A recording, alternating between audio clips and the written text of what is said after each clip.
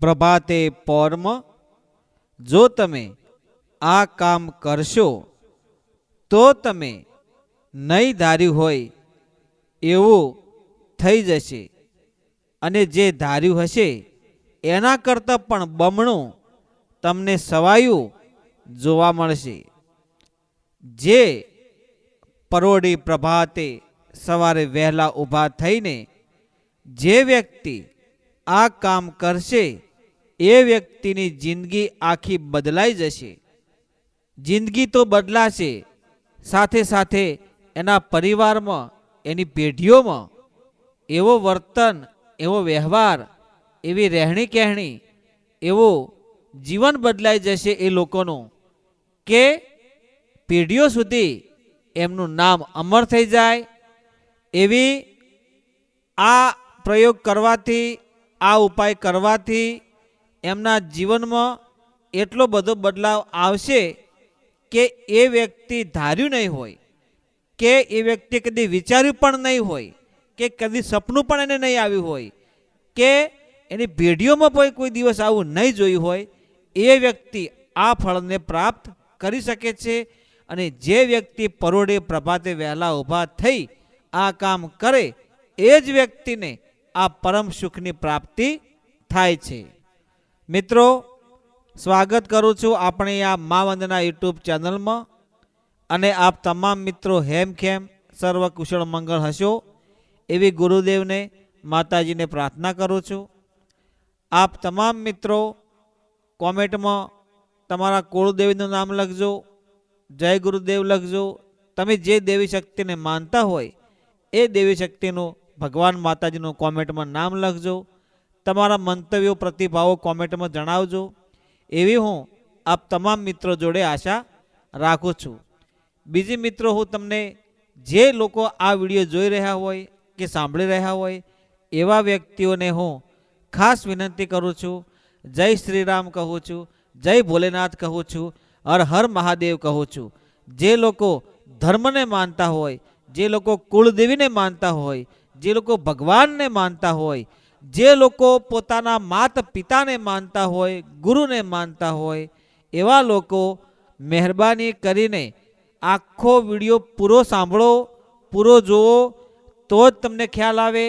પૂરેપૂરો વિડીયો, પૂરેપૂરો ઓડિયો તમને શું કહેવા માગે છે, તમને શું સમજાવવા માગે છે, તમે પૂરેપૂરો વિડીયો સાંભળશો નહીં, જોશો નહીં તો તમને ખ્યાલ આવશે નહીં. અને તમે અડધો જ વિડીયો તમે સાંભળો છો તો તમને પૂરતી માહિતી નહીં મળે, અને તમે અડધો જ વિડીયો સાંભળીને તમે તમારા પ્રતિભાવો કોમેન્ટ જણાવો છો એ તદ્દન ખોટી જણાવો છો. એટલા માટે એવા મિત્રોને હું ખાસ વિનંતી કરું છું કે મહેરબાની કરી ખોટી કોમેન્ટો, અભદ્ર શબ્દો લખીને તમારા માતા પિતાનું સંસ્કારોનું અપમાન કરશો નહીં. હવે આપણે વાત કરીએ કે સવારે વહેલા પરોઢે પ્રભાતમાં ઊભા થઈને રામનું નામ લેવાનું છે, પ્રભુનું ભજન કરવાનું છે.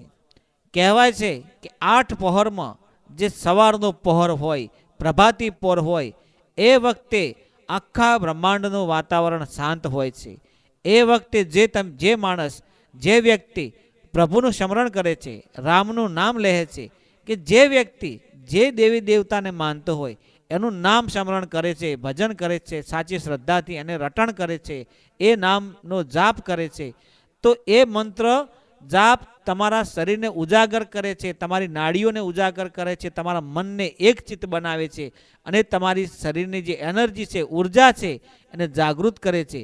અને એ પ્રકારે ધીમે ધીમે તમે શાશ્વતના માર્ગે જાઓ છો, સારા સારા માર્ગે જાઓ છો, ધર્મના કાર્યો કરો છો. એ માર્ગ થકી તમે જીવનમાં ઘણું બધું ધન કમાવી શકો, સારી લાયકાત કમાવી શકો.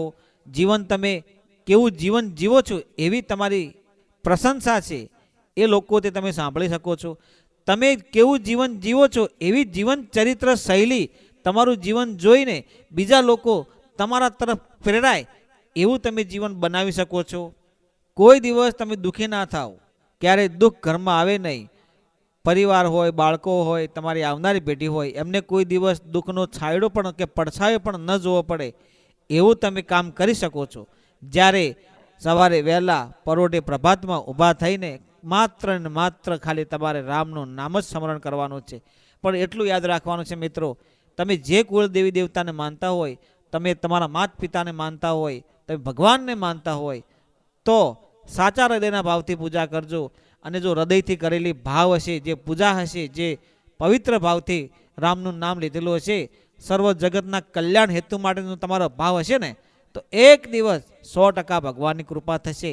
તમે જે દેવી દેવતાનું નામ લેતા હશો એની કૃપા થશે એવો મારો વિશ્વાસ છે. અને વિશ્વાસ છે ને એ જ તમારો ભગવાન છે, શ્રદ્ધા છે એ જ તમારો ભગવાન છે. બાકી દુનિયામાં જે ધારો એક બધું કાર્ય થાય, પણ એક વિશ્વાસ હોવો જોઈએ. વિશ્વાસ ના હોય, શ્રદ્ધા ના હોય તો કશું જ થતું નથી.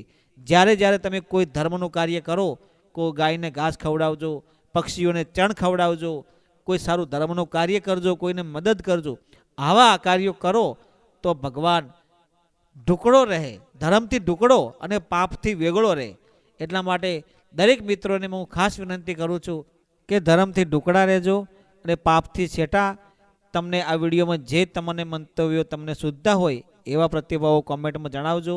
મિત્રો, ભગવાને તમને આપ્યું હોય કે ન આપ્યું હોય, પણ તમારો કમાણીમાંથી જો થોડા ઘણું તમે કોઈને મદદ કરશો, કોઈને ખવડાવશો, કોઈ પક્ષીઓને કે ગાયને કે કોઈ પણ તમે સારું કાર્ય કરશો તો એ લેખે લાગશે, લાગશે ને લાગશે જ, એવી હું આશા રાખું છું.